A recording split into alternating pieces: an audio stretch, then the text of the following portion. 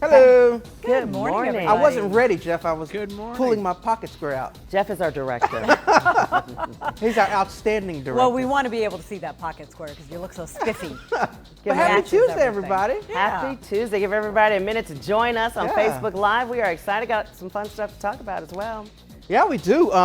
We got Emily in the house who is going to talk. There's things happening with sports. The biggest thing is baseball, which we all, of course, love that's back, but and we'll let Emily talk about this, but they started it back up, and then as soon as they started it, there was a lot of positive tests, and so games have now been postponed. Yeah. So that question, the primary question is, do you think baseball will actually continue during COVID? And then, of course, the Falcons are back, right? Yeah, Emily is live at Falcons training camp for us this morning because they're going to start streaming on in.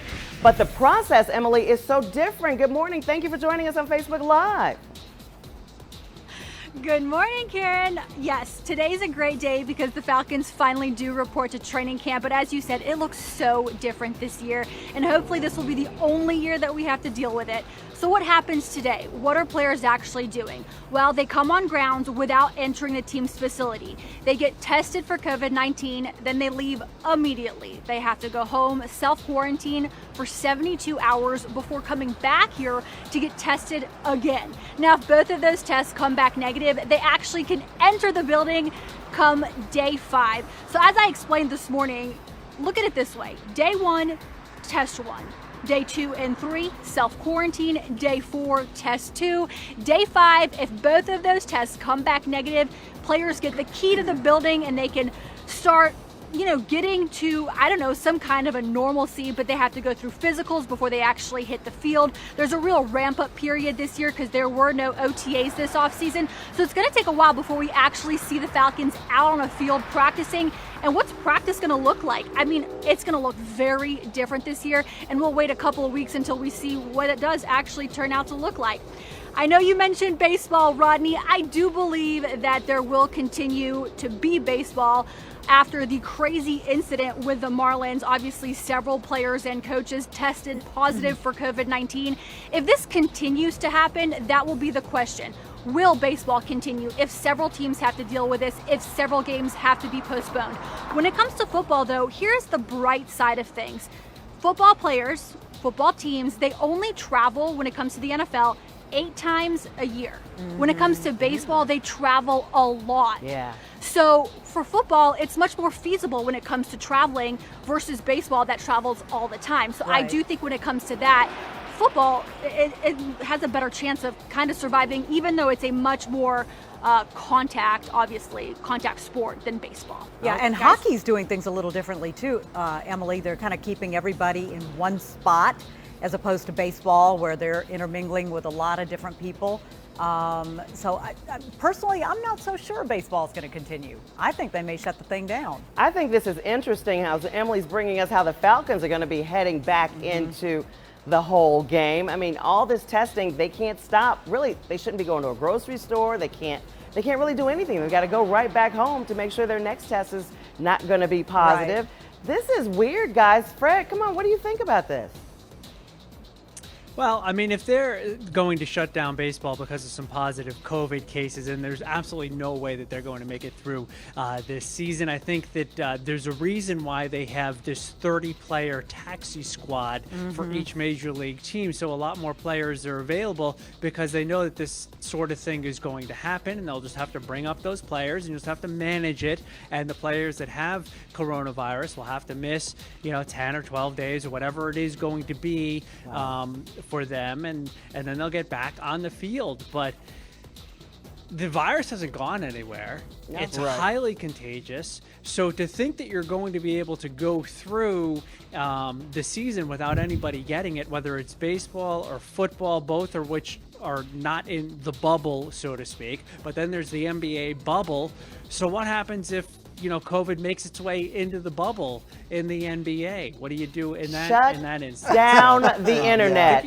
Shut down the internet. Fred said the virus is still out there. It ain't going nowhere.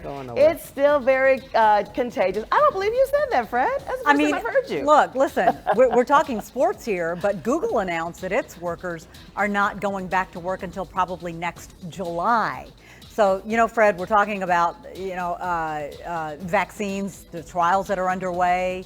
But frankly, I'm not trying to be a Debbie Downer here, but I'm not so sure that with fall arriving, just on the horizon, and then winter and the flu and everything else, that things are going to get back to normal anytime soon. And Rodney, you're the last one, always to weigh in. Yeah. What side of the fence are you on? The reason why I asked this question, everybody, was because I agree. And what Emily said, she's a great point, and what Fred is saying, I hope that baseball stays. But the reason I asked was because, baseball just started. Right. It started Thursday, and then out of nowhere, not even a week goes by, and multiple games postponed. So that's the question is, we're not even a week in, and we still, we already have postponement. So what is that going to look like down the road? Emily, if Emily's still there, the other question that we asked, since we have you, we got to use you, Emily. Yeah. The Falcons game, and I think we may have asked this even earlier before. We did. Would you go to a Falcons game? This is what we're asking people on Facebook. Would you actually go to Mercedes-Benz Stadium to see a game during the pandemic? A lot of people, including one of our top fans, Emily, Michael, is saying yes. Emily, would you go? Yeah, so what's interesting, no, I'm still here. So, guys, just last week, the Falcons did announce that they're allowing 10 to 20,000 fans into the stadium this year. Now, that's as of now. Things could change very rapidly. As we know, the virus has changed things per the hour, as we've seen in the past. But right now, it does look that it will actually be open to some fans. Now, there are some teams in the NFL saying, oh, no way. I think the Giants and Jets, I could be corrected, but I believe both of those teams have already said, we are not allowing fans, not this year. It's just going to be the way it is, just like baseball is playing right now, just like the NBA, they have no fans. So, yeah, for Falcons fans, if they want to enjoy a game, they might be able to. They'll be spread all around the stadium. Again, it holds 71,000 fans. Yeah. So when you think about it, 10 to 20, there's going to be plenty of room. But my concern is like concession stands and using the restrooms. Right. And like, what do you do then? Because you're going to get close to people. So for me, even though I'm the biggest sports fan you'll find, I love sports and I die for football, I wouldn't go to a game, honestly, not as a fan. Right. Wow. I'm kind of with you. And somebody's even I'm saying with you. college football, the big question. Hey, and let's talk about Lou Williams while we've got you there. Guys, have you heard about this? Lou Williams played with the Hawks for a while. He's from ATL, was here over the weekend. I hear Emily laughing. Apparently he went out. Came for a service. One of his friends died, but on his way out to go back to practice, he decided he wanted some of those fabulous wings from Magic City. So guess what? Okay, so are you guys, I've never been to Magic City, and I don't think any of you guys would admit if you have. Right. Does anybody want to admit it? I'm going to give you guys a second. All right, so nobody wants to admit it. I really never have, but I do hear that those wings are to die The for. bomb.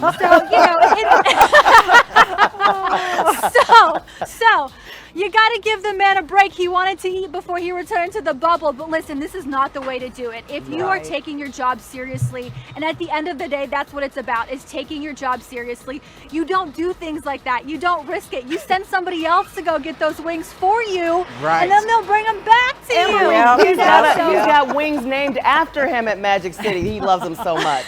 I will say food is food, The right? only thing I'm wondering what wings are a euphemism for. What's wings a euphemism for?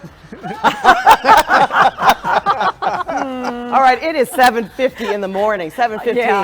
There's a Clean Family Facebook Live. Leave it to Fred. But Emily, you bring up a great point because the NBA, they've done a great job at trying to put this on while still giving the players some degree of freedom. So when guys make these kind of decisions, it's like, man, you think about it, and you're right. It's like, why not just send somebody to get the food instead of risking the whole bubble? Isn't that what you do, Rodney? No, if I send somebody to get the food. Yeah, and you know what? It all started with basketball, really, because I remember, going to a game just before folks started testing positive for the coronavirus. Some of the players started testing positive in other cities. So, Em, we're hoping you bring us great news that football is going to be back. We're going to get to see them, and that baseball is not going to be shut down. Yeah, not yet. I mean, as I said earlier, this virus continually changes. If you would have told me months ago that we would still be talking about the virus leading into football season, I'd have said, no way, it would have been over by now. But look, here we are. You even could catch me back in February telling Fred, Khalil sports director, that, hey, I was like, we're going to have football in the fall, no doubt. And I said it just believing every second of what I said. But now I'm like, hey, I don't know what's going to happen. And that's the truth.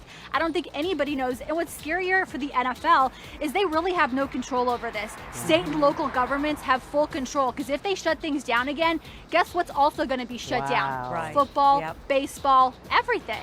Yep. So Big all ones, these yeah. leagues, yeah, they're powerful. They've got, a lot of power when it comes to, as far as being a league, the MLB, the NBA, and the NFL. But guess what? Right now, they don't have full control. Hey, Emily, it was awesome to have you with us this morning. Yes, it It was a was. lot of fun. And Come we thank join you us for joining more. us. True pleasure. All right. And thank you, everybody at home, for joining us on Facebook Live, too. Yep, we're going to get ready for CBS 46 News at noon and some cut-ins in just a bit. See you tomorrow morning, 4:30 to 7.